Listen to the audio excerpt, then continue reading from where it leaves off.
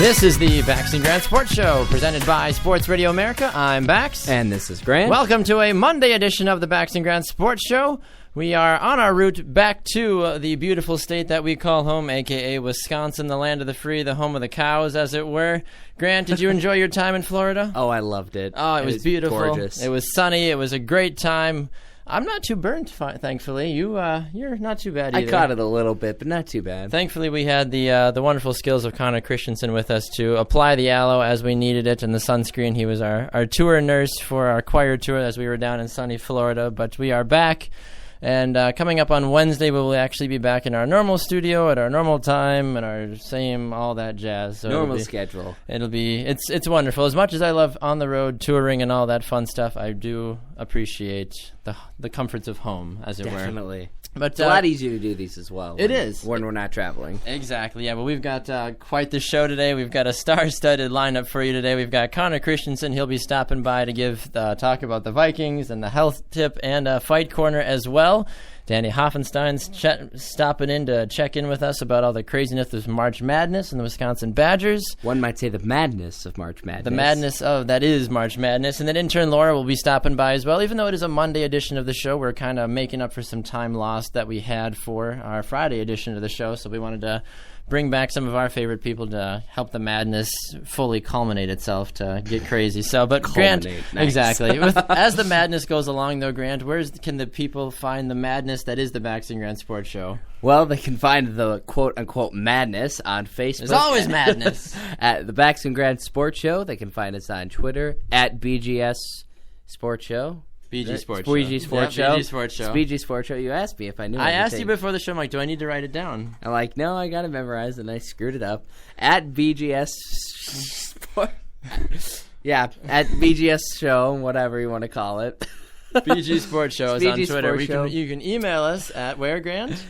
I'm gonna screw it up. You do it. I'm gonna screw it up. You can email the show at bgsportshow@gmail.com. Do you at least know the Facebook page, Grant? Yeah, I said the Facebook page. Good. Where are you listening? Good. What about our Instagram? No, I'm kidding. We don't have an Instagram. That anyway, needs to happen now. We are all over the place. Oh my gosh.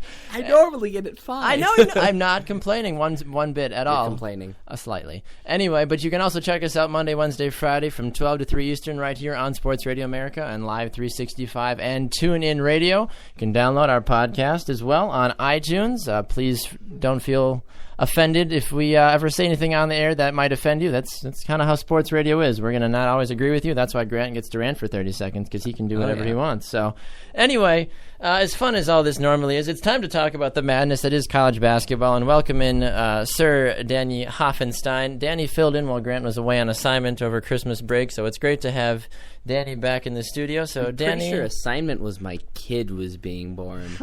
Well, you were assigned to be at the hospital. we wanted to remotely, bring you in, but it just didn't work out at the time. But anyway, Danny, welcome to the show. It's great to have you here.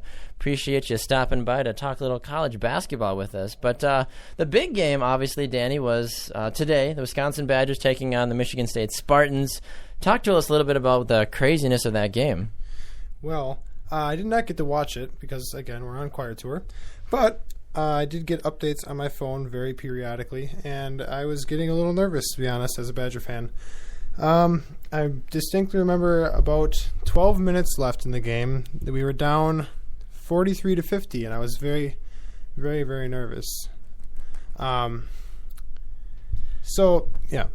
Yeah, well, the Badgers as a whole, though, they were not exactly keeping up with everything. The Michigan State Spartans were leading by as much as 11 going into the second half. I want to say the fourth quarter, but that's not how it works there. It's second half, yes. And even though we didn't get to watch it, we were listening, and we were on the back of the bus. And it was four of us, including Zach. Yep, Zach Poppenfuss was listening to the show, or listening to the broadcast with us, and the four of us were had our headphones, and we were like a little cult in the corner of the bus. Everyone were like, "What's wrong with them?" It was like, "Yeah, 3-pointer." Like, what's wrong with them? Like the Badgers, you wouldn't understand, and they're just people like, "Oh, okay, basketball and stuff." I would say, I would say the big turning point would be Frank Kaminsky getting that dunk late in the second half, and then getting the foul, the and one with it, and then also the spot where he I don't know if the defenders got mixed up or whatever, but he ended up open for a three-pointer and just drilled it, just nailed the three-pointer. And that really, really was the turning point for the Badgers. Yeah, they went for a 14-2 run with about 6 minutes left in the game, and that was huge. They ended up pulling together a tie by the end of regulation, 69 even. And they went back and they kept Michigan State scoreless for the overtime, the 5 minutes of overtime, and ended up winning 69-80. And I mean, that's what going into the tournament, what Wisconsin needs to do more is they need to play their game, which is solid defense. And if you can shut a team out, especially in overtime, for 5 minutes, that's absolutely fantastic. Yes. That's what they need to be doing more. But parts of concern for me is Decker and Gosser. They did not show up to the game at all. They had to have a bench player, had some of the bench players come up, and their guard Koenig, who actually normally I criticized him. Actually, I was criticizing him during the game. You were listening to the game. You're like, well, Koenig, what's he going to do? He's never been good for most anything anything this year. He had 4 points near the end of the game, and then he turned up and almost got a double-double. He did. He finished with 18 points on the day, third best among all active players on the floor. Nigel Hayes taking the headlines today. Nigel Hayes, he did fantastic, scoring 25 points on his own, 12 for 12 on the line. Just fantastic showing by Nigel Hayes. Yep, and then obviously Frank the Tank Kaminsky dropping 19 points. You said, though, that turning point. We could all kind of sense it, too. We were listening to the broadcast, and you could hear the level of the crowd before Kaminsky's dunk. It was kind of just like, okay, we're here. We're hoping we don't lose. And then Kaminsky's dunk, the and-one call, and then that three-pointer shortly after that, and the crowd was just ecstatic. People were tearing their shirts off. There was women being thrown in the stands. It was ridiculous madness, as the March Madness tournament is down in Chicago. And I mean, it was kind of a centrally located game. It was in Chicago. You have the Badgers from Madison, Michigan State from Michigan. I don't even know I don't exactly know where they are in Michigan. Do you know where they're from in Michigan? It might be Lansing, but that might be Michigan University. I thought that was the U. Yeah, Michigan U, the Wolverines. But either way, though, it was an electric atmosphere, and the Badgers proving, rightfully so, that they deserve to be the number one seed in the tournament. Now, moving into the actual tournament as a whole, the bracket came out today. Selection Sunday was today. It was an exciting time. A lot of people were wondering, okay, well, now that the Badgers did win the Big Ten tournament, well, they did go to overtime, though. Well, if they're getting beat by a team like Michigan State, how is that going to affect where they get seated? Thankfully, it's not exactly how the case went. So, Danny, starting in the Midwest, though, give us some of the big teams. Yeah, so the Midwest, first overall pick, pretty obvious, I think, would be Kentucky. And that, 34-0. How could you not be the number one pick overall? Right, definitely. Number 2 pick then would be Kansas. Number 3 was Notre Dame, and number 4 was Maryland. So, in the Midwest, we have actually 3 Big Ten teams already, with Purdue, Maryland, and Indiana, which is actually quite phenomenal as we keep moving through the bracket. Moving to the East, then we have Villanova as the number 1 seed. Again, a pretty obvious choice. Villanova's been just a strong team all season. Number 2 being Virginia. Number 3, Oklahoma. And the number 4, Louisville. The Big Ten team representing the Big Ten in the East would be Michigan State, who, even though lost to the Badgers today, ended up getting a number 7 seed, which I think is pretty respectable. Yeah, definitely. Mm-hmm. And then the South bracket, Duke getting the number 1 seed there. Again, a pretty good pick for a number 1 seed. Duke has been just solid again all year. And especially since they actually did not end up winning their tournament. They didn't. They actually lost. Losing. They lost to Notre Dame in the semifinal round. And then actually definitely looking at wherever Notre Dame got placed, that did boost them up. Because people weren't really giving them much of a nod anywhere, and then they got boosted up to the 3 seed. Mm-hmm. Yep. And a team like the Irish as well, though, they were kind of a surprise even going into the ACC tournament. They had a relatively good season going throughout, but they weren't a top 10 team at the end of the season. And people were kind of questioning the Irish, just saying, okay, they're a decent team. The ACC, though, that's a really tough bracket to kind of get through, especially just the conference tournament. Right. You got teams like Duke. They had to go take on UNC, but then they go in. We had an opportunity to watch some of the some of the Notre Dame Duke game, and it was very surprising to see just how confident the Irish looked. They ran up and down the floor. They were passing like crazy. They looked like a complete team, and Duke looked like a high school team that didn't know exactly who was supposed to be on the floor at what time, which is very surprising. And definitely when most people were giving Duke the nod for the 1 seed and Notre Dame, they were going to give them maybe around a 5th seed, 6th seed, maybe even 7th seed, a middle of the pack, and not giving them much of any hope at all. So it's really nice I always like to see the smaller team take up the bigger team. And I guess a lot of people see that way. But then, Danny, we also have the West to talk about. Yes, in the West. The West is where Wisconsin is placed as the number 1 seed there. Number 2 seed, Arizona. Number 3 is Baylor. Number 4, North Carolina. Now, I was texting my roommate who was watching the actual selection show, and he said that afterwards they interviewed the head selection committee guy. I don't know his name, but he was saying they were talking about the Wisconsin pick overall, and they said that even if Wisconsin had lost today, they still would have put Wisconsin as the number 1 pick. And they said that their X factors were their overall toughness as a team, and then Bo Ryan as a coach. Right. You can't deny the ability of Bo Ryan as a head coach for the Badgers. He's just rightfully so. He won the Big Ten Coach of the Year. Frank Kaminsky winning the Big Ten Player of the Year for basketball. Just a complete package as a whole. Even though Frank Kaminsky, he is a strong, solid player that if guarded correctly cannot have consistency throughout. But Bo Ryan, just a terrific coach through and through. One of the best I think we'll ever see in college basketball. Yes. And really another testament to the Badgers' toughness, finishing the regular season at 31-3, losing to Duke as 1 loss, and then 2 just I would view them as fluke games that they lost. Other than that, no, there's no other way to describe it. Yeah, just fluke losses. Especially losing to Rutgers, and I know Grant and I had a bit of a fit with that. I mean, the Maryland game was Maryland just played really, really well. Yes. If there was one game all year that Maryland's going to be credited with, Maryland, it was that game. And to Maryland's credit, they did get the number 4 seed in the Midwest, which was really, really good too. Yeah, and another thing that whether we were talking about right before the show, is that a lot of people don't really give the Big Ten, and I know it's a lot in football, but I also feel in basketball they don't give the Big Ten a lot of credit. And what was really interesting to see is that everybody was saying that the Big 12 and the ACC were the 2 biggest divisions. And it used to be the 2 Big biggest East conferences as well back in the day. Right. And that those were the 2 biggest conferences going in. But as we saw, that the Big Ten actually tied the Big 12 with amount of teams that made it into the tournament and actually beat the ACC. Mm-hmm. Yeah, the Big 12 and the Big 10 ended up with 7 bids in the tournament.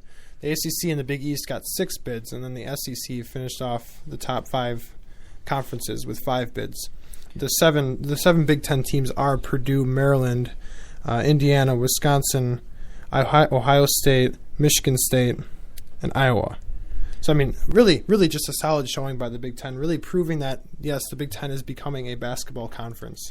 Right, and even though there's not extreme high caliber teams, one could still argue that Michigan State is a fairly high caliber team. Ohio State would be, definitely Wisconsin. So we have some difficult teams in there, even though it's not the ACC or the Big 12, which has some higher caliber teams, kind of like Iowa State in there, but they still have very respectable teams, and one of them being Wisconsin getting a number 1 seed. Exactly, and going back to your Michigan State comment too, we were talking with Zach Poppenfuss while we were listening to the game, and he was saying, hey, don't count Michigan State out of any game because the fact that they are coached by Coach Izzo, I think it's Mike Izzo is his first name, is just a phenomenal coach. He's kind of like that Coach K or Coach Calipari down in Kentucky, where he may necessarily always have the best team, but his players are going to be so well coached and so refined that they're going to know exactly what to do regardless of how much talent they may or may not have on the floor. And that's what we saw. They took a team like Wisconsin to overtime. They were leading by as much as 11 during the game. Obviously, they ended up losing in the end, but still, if they can prove to be a team that wasn't even ranked at the end of the season to take a top 10 team to overtime, that has to say a lot about the coach and the program as a whole. Yeah, and one quick thing I want to say, which was interesting, that the committee was going to say that they were still going to give Wisconsin the number 1 seed, even though that they won, but if they were going to lose, they were still going to give it to them. I felt that was interesting because when we were talking about it between the end of the game and the when the actual bracket came out, we were saying that if they lost a game, Wisconsin might have even dropped to a 3 seed. So it's hard to see really for sure if they would have dropped to a 3 seed, though. I mean, I was feeling like a 2 seed at the absolute most, because a 3 seed, you look at some of the teams listed as 3 seeds, and it's kind of hard to really compare Wisconsin to some of those teams. Like Notre Dame grabbed a 3 seed, and they have a 5-loss season. Even looking down, 22-10 on the season. Yep, or Baylor as well. 24-9. I mean. Yeah. But then look at the caliber of teams that Wisconsin has played. You can also argue that they lost all of their ranked games except to Ohio State. Yes. And they lost to a Rutgers team that did not play very well this season at all. Exactly. So you could argue that. And then if they didn't win, even though they did win the Big Ten Conference, and we were saying how high caliber it was, they wouldn't have won the Big Ten tournament. So it's something that you can always argue. And I know that this isn't all computer-based and it's human-based, so there's always some argument over that. Of course, and any argument can be made in any way of sports, especially when it comes to selections, tournaments, things that are man-made. There's always going to be complaints. There was complaints about UCLA, why they made the tournament, and all kinds of other fun stuff. But the madness, it all begins on Thursday. It's going to be a lot of fun to see what kind of happens with that. I know there is some play-in games as well taking place before that, I believe, but Thursday is when all of the real excitement really begins. The madness officially begins on Thursday. I know for all of us who are Badger fans listening in, I know that our game the Badgers game is on Friday, so that's going to be a game that we're going to watch with very close X-ray vision as that game goes on. So, but Danny, we really appreciate you stopping by today. Thanks so much. Yeah. It's always a pleasure. We're going to actually have you back again later on the show to talk a little NFL free agency and play Fact or Fiction with us as well. Yeah. So, thanks again for stopping by, and we'll see you a little bit later on in the show.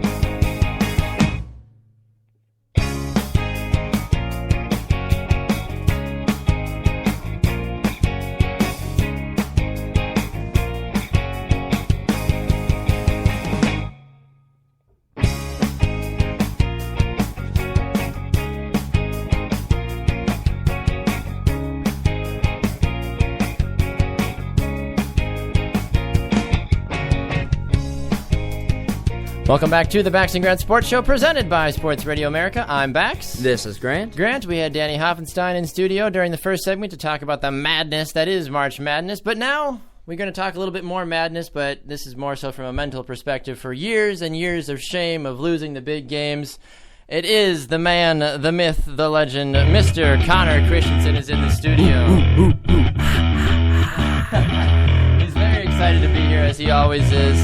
Connor, we have you here for all three things that we like to talk to you about today. We've got you talking a little Minnesota Vikings, we've got your fight corner, and then we also have your health fitness tip, because we kind of missed out on that on Friday as well. So Connor, welcome to the studio. How are you, sir? I am doing very well. How are you? I am wonderful. Did you enjoy your time in Florida? I have enjoyed it so far. Well, I suppose we're not there anymore. We're not. We're in transition back. Yeah. We're in Tennessee right now. We are in Tennessee. Yeah. Oh, who'd have guessed? Your shoulders didn't enjoy Florida, though. No, I made it the entire tour so far without burning, except for yesterday. Yeah.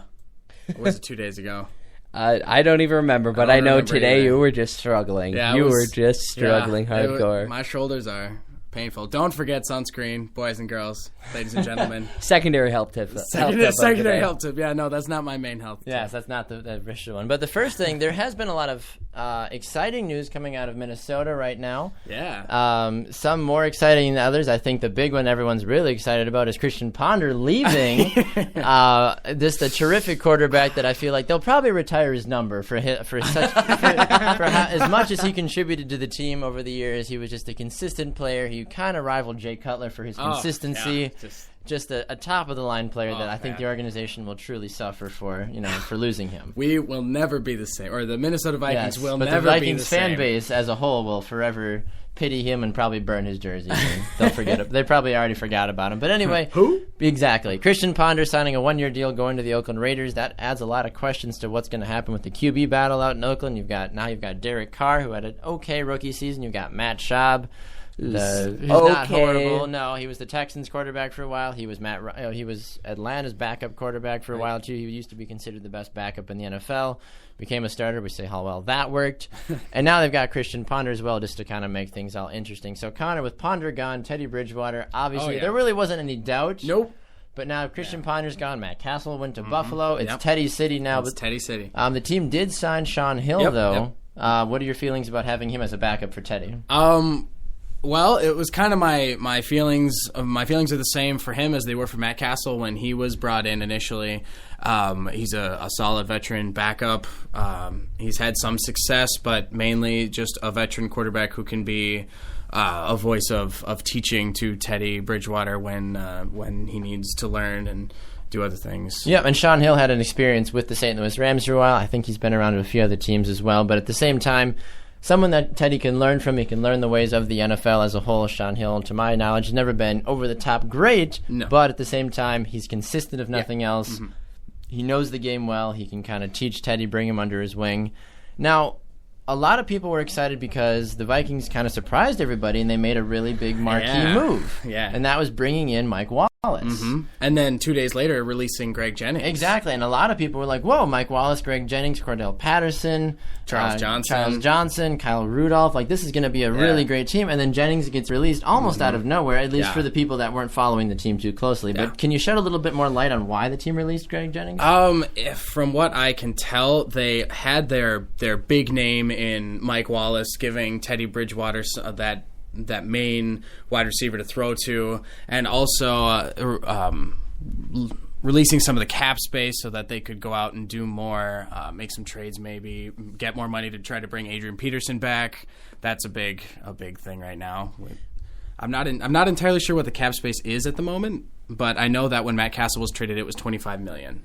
Now, you were saying with about a month ago, with all the things that the Vikings needed to do during the offseason was to help them was to help the offensive and defensive line. Yeah. Now, what are your feelings on what they've done so far, or what they still need to do, and the shape of the lines right now?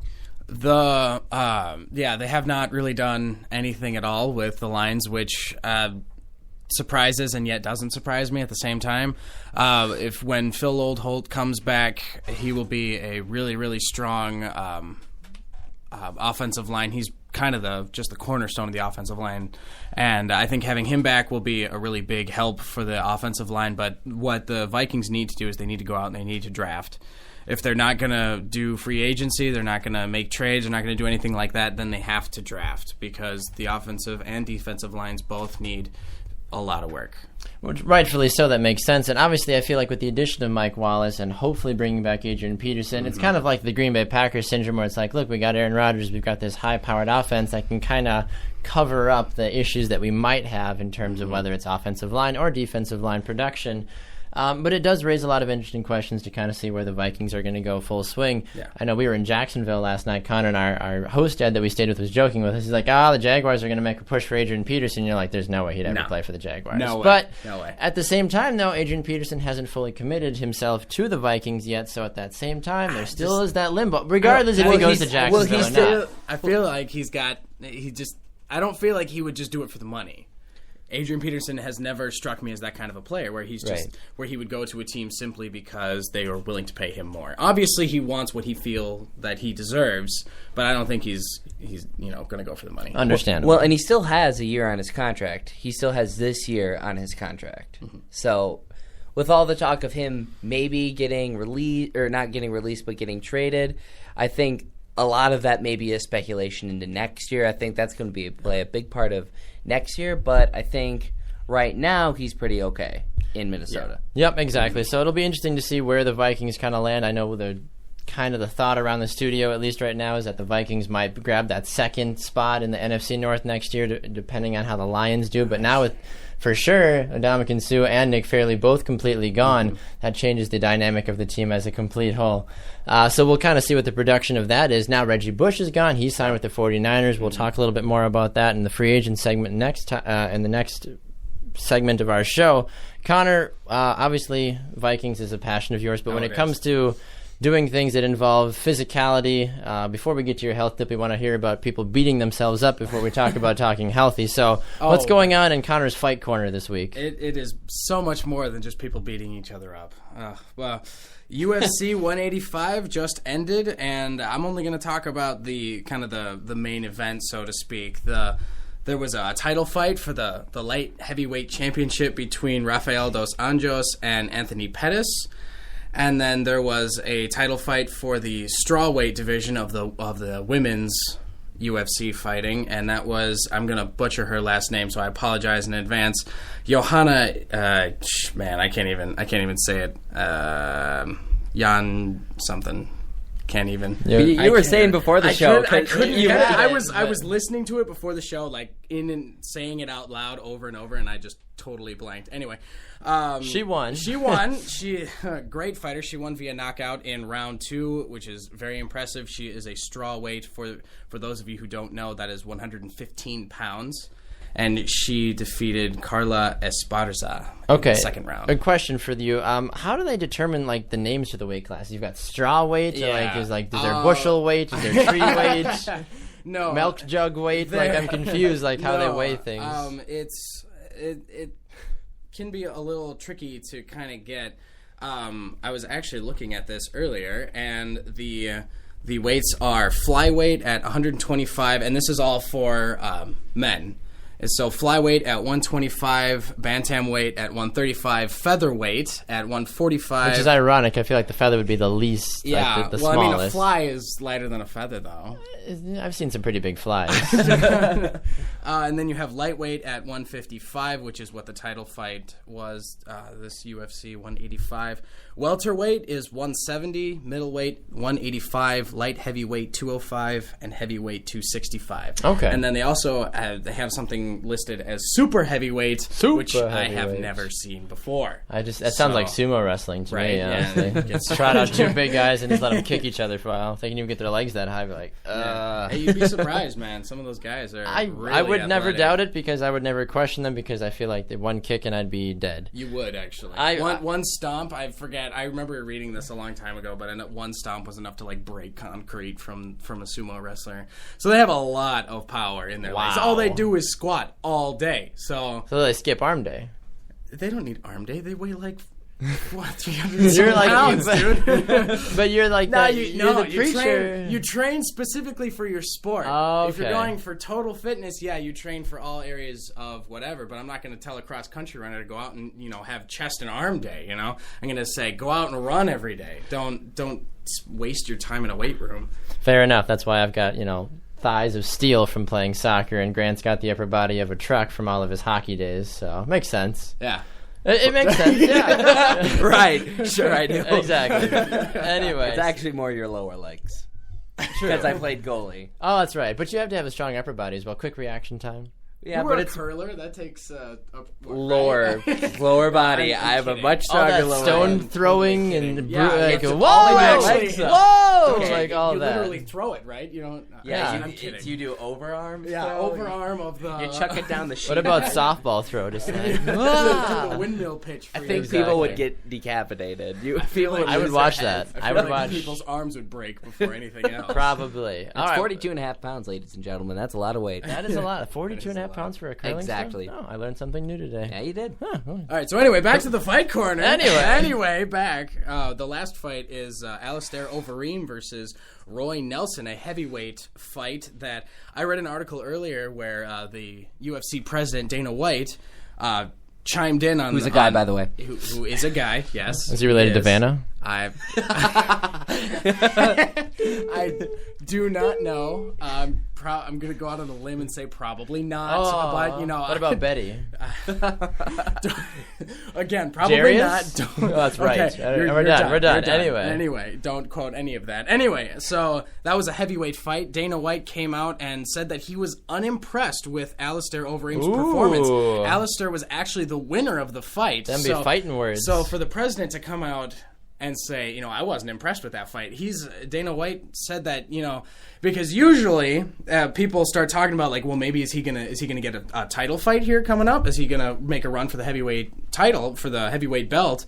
And Dana White was like, we'll see how it goes. He's a nice guy. Yeah, but... and it's interesting because you instantly said, man, those are fighting words, but Overeem himself came out and said, it wasn't actually my best performance. Oh, the guy is 34 years old, and there was a lot of speculation about if he was going to be able to come back, and he had a long losing streak. Actually, earlier in his career he went 12 straight no losses, which is crazy. Wow, really, really powerful, really, really good, just well-rounded fighter. Sure. And then he had a really, really rough patch where he couldn't really get any momentum going, and there was speculation about if he was going to be able to come back and win, but he comes back and he wins, in his own opinion, not his strongest bout. So he's going to be training hard to hopefully prove Mr.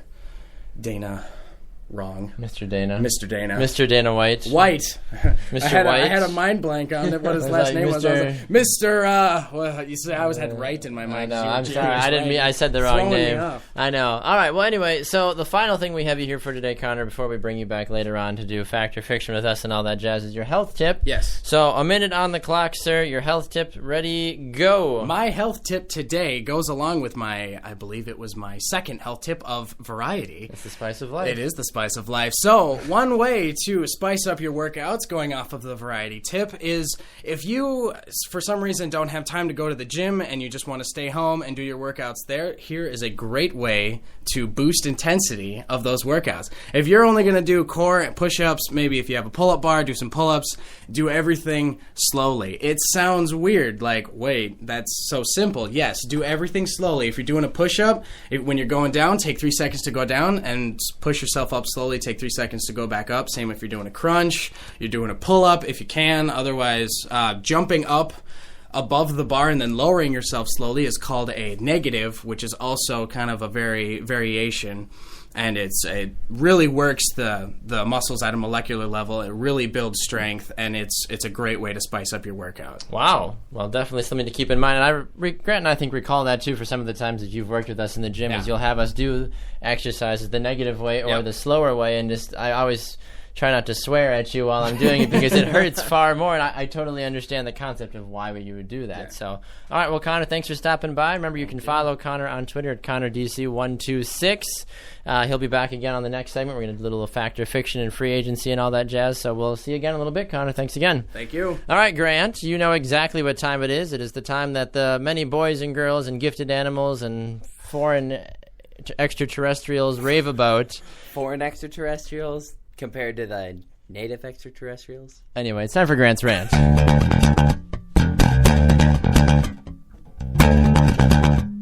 All right, Grant, so for today's rant, you've got quite the interesting thing to talk about. Are you ready, sir? I'm ready. All right. On your mark, get set, go!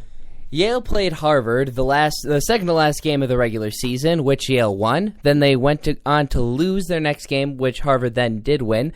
So then they tied in the Ivy League. They had a playoff. Harvard ended up winning. Harvard now has a 13th seed in the NCAA tournament. And what did Yale get? Not an NCAA tournament. Oh, so they maybe got an NIT invite. Nope. Not even an NIT invite. So Yale was totally jacked of any tournament. So that's completely ridiculous. Time's up. Wow. I'm confused on how the committee would do that to a team that, they may have not necessarily won the appropriate game, but they still had a great season as a whole. So right. And not even to get an NIT invite. Exactly. NIT is usually like, okay, look, you were not fantastic, but you were good enough. We'll give you an invite to the tournament, but all that stuff can be debated for hours and ends. And especially if you're close to getting an NCAA bid, even though it's just because you're winning your tournament and the person that And the team that did win the tournament only got a 13 seed. I wasn't really expecting them to get a tournament seed, but definitely NIT. Exactly. All right, we're going to take a quick break. When we come back, we'll do a little fantasy NFL free agency. I know exactly how to words in English and stuff. Anyway, NFL free agency when we come back. Fact or fiction, and then intern Laura is here as well. This is the Baxter Grant Sports Show presented by Sports Radio America.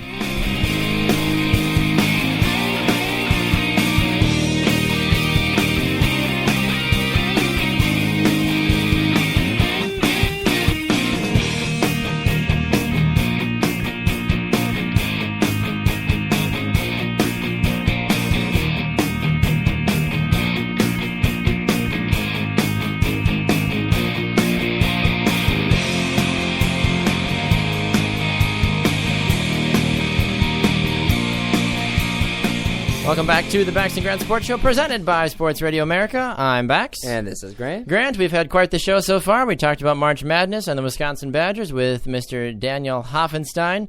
We also talked about the Minnesota Vikings. Connor Christensen stopped by to give his advice about their latest moves. He had his fight corner, and then he offered his weekly health fitness tip, which was not variety, which is the spice of life.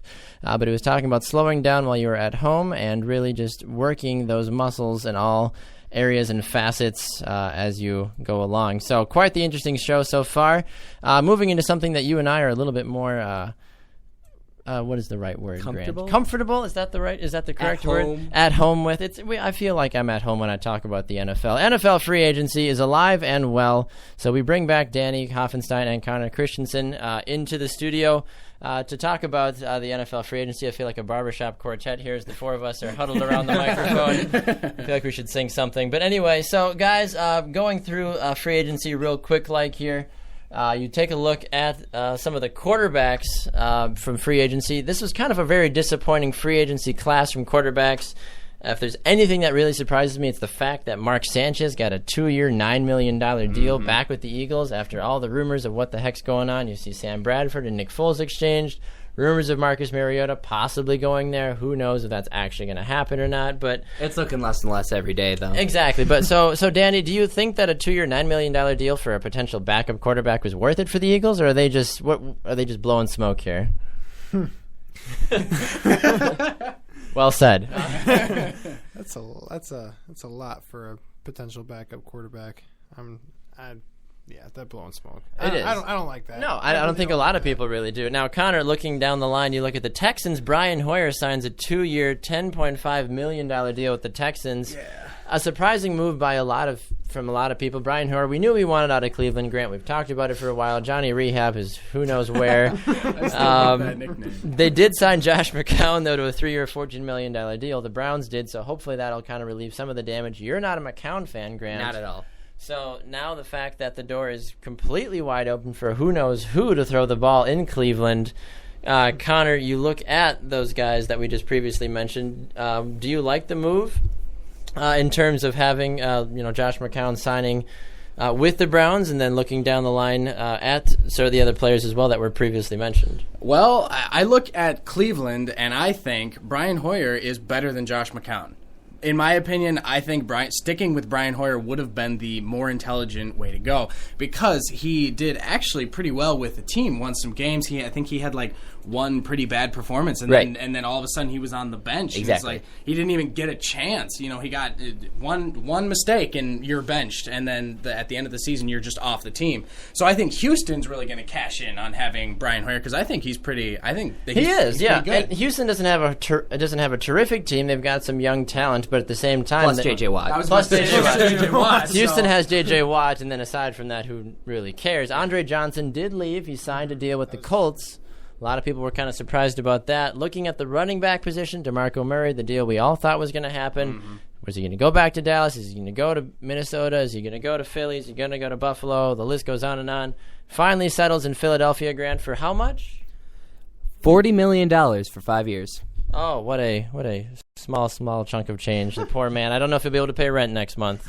Well, and then another interesting thing is you have Ryan Matthews that had a 3-year, $11 million deal, and then the Eagles already have Darian Sproles. Yeah, they already have Sproles. What are the good people of Twitter hashtagging now for the Philadelphia Eagles, Grant? The Legion of Zoom. Legion of Zoom. Like, that's just a ridiculous backfield, though. DeMarco Murray, Ryan Matthews, Darian Sproles. There's more speed than a NASCAR freeway, and I don't even know what the heck that is. Yeah, and the last time I ever heard of a running back core this good was the dynamic duo. I think they called them Thunder and Lightning or whatever. It was LaDainian Tomlinson and Darian Sproles. Yeah, back in the day. I mean, which wasn't even that long ago. Yeah, the Chargers. But even still, the fact that, I mean, obviously Sproles is the oldest out of those three players, but at the same time, this is a dynamic offense, and people are now trying to figure out, okay, what the heck are the Eagles going to do now that you've got these three running backs? Now, Chip Kelly's a very smart man, though. Right. So, and I was saying that you could use Sproles as some trade bait and get some other players to fill the gaps. Like to move up in the draft and draft Marcus Mariota? But they already... but look at the quarterbacks they already I'm still pushing for it until Mariota comes off the board, and even until the draft is over, be like, there's still a chance he's going to Philly. I feel like if that happens, you're gonna I will call you and be face. like, look at me, Grant, look at me. It's a possibility. Now, Connor, obviously, as a Vikings fan, you guys lost Jerome Felton. I'm heartbroken. I know, you are. A 4-year, $9.2 million deal for a fullback. Yeah. $9.2 million. Before you go, for a fullback, he's actually really good. Oh, I'm well aware that he's a good really player. Good fullback, and he played alongside AP for a long time. So I had heard reports that Jacksonville actually offered him a ridiculous amount of money, and actually in an attempt to bring Adrian Peterson to Jacksonville. So because thinking that if they brought in Felton, that Adrian Peterson would feel more at home there. But, you know, he's not going to Jacksonville. He's staying in Minnesota. There's a chance. Nope. There's still a no chance. chance. You He's never going know. back to Minnesota. Oh, my goodness. But anyway, Danny, looking through the wide receivers, what notable signings, whether they were franchise tagged or re-signed or went to a new team, kind of jumps out at you as the notable wide receivers that need to be mentioned? I really like Andre Johnson's move to Indianapolis. I really think that was a good move on his part and on Indianapolis' part. Randall Cobb getting the deal back with the Packers, big move for his career as well. You know, staying with the good quarterback. Yeah, those are definitely prime wide receivers. Now, Grant, obviously looking down the line, Jeremy Maclin, a 5-year deal, $55 million going to the Kansas City Chiefs. Jeremy Maclin, just a terrific player. Dwayne Bowe, though, released by the team. Which we were really shocked by when we heard that. Thought with Maclin and Bowe, we're like, oh, that should be a good 1-2 punch, kind of like with the Vikings with Wallace and Jennings. And then all of a sudden it's like, oh, we got a new wide receiver. We don't need you anymore. Adios, kind of a thing. Percy Harvin, a 1-year deal with the Bills, reunited back with Mr. Rex Ryan. So when they used to be with the Jets together, now he's with him in Buffalo. Only a 1-year deal worth $6 million. Must be nice to make $6 million in a year. It was kind of a shame because the Packers were rumored to try to sign him, but at the same time, though, it's just a busy wide receiver core. Right. Regardless if there's a drop-off from Cobb to Devontae Adams or Jared Aberdarius or Jeff Janis or whatever other receiver they might draft or sign or who knows what, there's still finding the right spot for Percy Harvin, who's kind of like a Randall Cobb in that sense, where it's hard to really know where he would go. Man. So, looking aside from that, you flip over to the defensive side of things. Obviously, the big ones, Ndamukong Suh, Nick Fairley, both of those guys on the move. Now, the way it works, though, with Nick Fairley, he only signs a 1-year deal with the St. Louis Rams. They're now calling themselves Sack City because they believe that they have a ridiculous amount of talent on the defensive line, first of all. So, seeing that move by Fairley definitely makes sense. A 1-year deal worth $5 million to sign with the Rams. Now we talked about Ndamukong Suh going to the Dolphins for 6 years, $114 million. Connor, how do you feel about that deal? Oh my goodness gracious, that is a lot of money. Ndamukong Suh is, if there was a player worthy of it, he would be definitely up there. I think J.J. Watt is better than Suh. Other than that, and Watt has a better attitude as well. Oh yeah. J.J. Watt is just a great person all around. Ndamukong Suh, I have some problems with his personality. Most people do. Stomping on people, stepping on Rodgers. I did not like that at all. He knew he was there. Well, he was there. Back with your... He knew he was there! He did. But anyway, different time. But with J.J. Watt being better than Ndamukong Suh, when J.J. Watt's contract comes up, I bet he's going to get a nice gonna hefty get a contract. lot of money. He's going to get a hefty contract. He's going to be thinking about retirement at that point, isn't he? He's already been in the league for a while, and it's like he was signed for like 6 years. Watt's only been in the league for, I believe, under 5 years. Really? But yeah, but He the has three- I think he recently did like re-sign. He re-signed for like 6 years, though. Recently, yeah, I Recently? think Okay. so. So Yeah, either way, I it think was he's last year when he came out. Yeah, I guess, yeah, that's Contract right. For 6 That's years. right. I'm That's pretty right. sure he's been in the league for at least like 5 years. No, he was with the Badgers when they lost their first Rose Bowl in the string of 3 Rose Bowls Yeah. against So- TCU. It's been like 3 years. Yeah. So he's been in the league for like 3 years. All 3-4 All right. years. Anyway, so free free agency as a whole, though, is all over the place. But anyway, we want to play a little fact or fiction with the 4 of you real quick. Looking around. So the first question, each of you, for those of you that don't know fact or fiction, I will ask all 3 of our wonderful gentlemen, Grant Coppersmith, Danny Hoffenstein, and Connor Christensen. They will each get 1 question, and I will answer 1 as well. Grant, you get the hockey question. Yeah, Don't worry. I'll exempt them from the Don't worry. hockey. Danny gets the first question. So the question is, will Kentucky... Now, what fact or fiction that Kentucky wins March Madness? On the spot. Fact. And why do you say that? They're so good. They're just ridiculous. I mean, it's Kentucky. Like, they're always good. They're always good. And there's no exception to that rule this year. They're just a solid team. They haven't lost. They I don't know. In every way, they're just a good basketball team. Yeah, they always find a way to win when they're down, and also When they are down. right, and the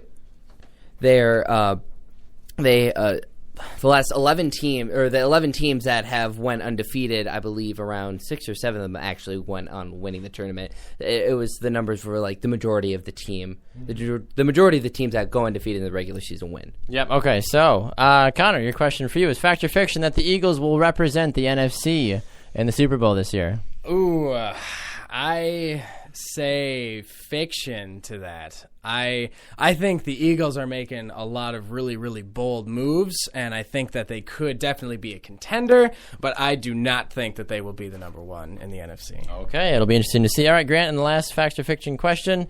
Fact or fiction that the St. Louis Blues will win the President's Trophy this year? I'm actually going to say fiction on that. I think that the Minnesota Wild are on a huge pace. They might not have enough space to catch up because there's only about 15 games left in the regular season. They just actually beat the Blues last night or 2 nights ago, and they're making huge waves in the NHL. And I don't know if they have enough time left, but they are definitely making a big push for the President's Trophy right now. I certainly agree with that. All right, well, Fact or Fiction is over now. It is time for a shorter, abbreviated version, but it is time for I know your name, Laura's. I don't even know what I was going to call you. Laura's Thingamapopper. You'd think after now I would finally know your name, Laura, but intern Laura is in the studio. We appreciate you stopping by as you always do. Well, no, the crap you were giving her on the last show. I mean, honestly, ease up on the girl. Well, we've had the time, we've had the week in Florida to reconcile our differences and just, kind of relax. There was so much stress built up from everything with school and doing the show on a consistent basis. Making excuses now? Yes, no, I would never make excuses. We love Laura very much, and she's our favorite intern. Anyway, so Laura, what do you got for us today? All right. Well, today I'm going to be telling you about a sport that involves both brains and brawns. It is So called... I would never be able to play. Probably not. Ooh. Payback. True. It is called chess boxing. Do you know chess boxing? I remember you talking about it a little bit, but All I right. don't know it entirely. Please enlighten us. Well, it began in Berlin in 2003, and that same year they also had the World Championships in Amsterdam. And basically, you play 11 rounds, and it's both boxing and chess. You play 6 rounds of chess and 5 rounds of boxing, and you just alternate between the two, and it's very difficult transferring from physical to mental, back and forth, Wow. forth. So that's the tough part about it. Chess boxing, Especially when you're getting your face just beat in constantly and you're dizzy and like you're looking at these guys, they're coming in like into the ring and they're like all dizzy. I can't imagine trying to play chess. I can't even play chess after I've like had, I don't know, like a coffee, read a book, maybe had some croissants and something like that, and then try to go play chess and I'll be awful at it. I can't imagine somebody's fist flying at me or adrenaline's going. You have no idea what's going on. Not exactly something I'd want to do, but it sounds interesting though. So chess boxing, okay. Is it popular in the U.S. at all, or has it not made the transition? No, not in the U.S. No, it's more around Germany and even India, like those other side of the country. It seems like something the Germans would do. Hey, I've got an idea for a game. Let's play chess and then let's hit each other. It's a good time. Why not? Yeah. Was that a German accent? No, it wasn't. I don't know what it was. It was you had the croissant, so I was like, oh, I'm going to go French. Oh my goodness. Well, anyway, just as a quick little thing, we really appreciate everyone that kind of followed us on social media for everything while we were down in Florida. I know you saw some pictures. Grant, what was your favorite memory while we were down in Florida? Oh, I'd have to say seeing the manatees were pretty fun. Seeing the alligators were fun, but getting sun-kissed / sun-slapped on the beach was pretty fun. And also, we played a lot of football and ultimate frisbee, and that was really fun with the guys, and it was just good stuff. Definitely. Intern Laura, what was your favorite part of Florida? I really actually enjoyed singing in the churches. Very much so. I thought that was a great time. Really, really cool. And did you have any fun beach moments? You didn't get slapped so much as... Did you get slapped a bit yesterday. Did you get slapped a bit yesterday? Went to bed and it was Were you chess boxing on the beach? You know me. I know. Oh, goodness. All right. Well, yeah, my favorite memory, just the whole tour as a whole was a lot of fun. And getting to spend it with some of my favorite people, obviously. But not us. Well, I mean, we did do the show in Naples, which was a lot of fun. That was great. That was great. That was wonderful. Confusing as it was at the time, it was still a lot of fun and certainly something that we really enjoyed. So, as we sign off for another edition of the Baxton Grand Sports Show, Intern Laura, thank you again. Where can the good people of the world find you again? They can find me on Twitter at Intern Laura BGSS. Yes, ma'am, they can. Grant, where can the good people of Twitter find you? They can find me at CUSmith94. All right, and I am at Baxter Colburn, and you can also find us on Twitter at BG Sports Show. So thank you again for tuning in for another edition of the Baxton Grand Sports Show. I'm Bax. This is Grant. We'll see you all on Wednesday for a Hump Day edition. Hump Day! Have a good one, ladies and gentlemen. See ya!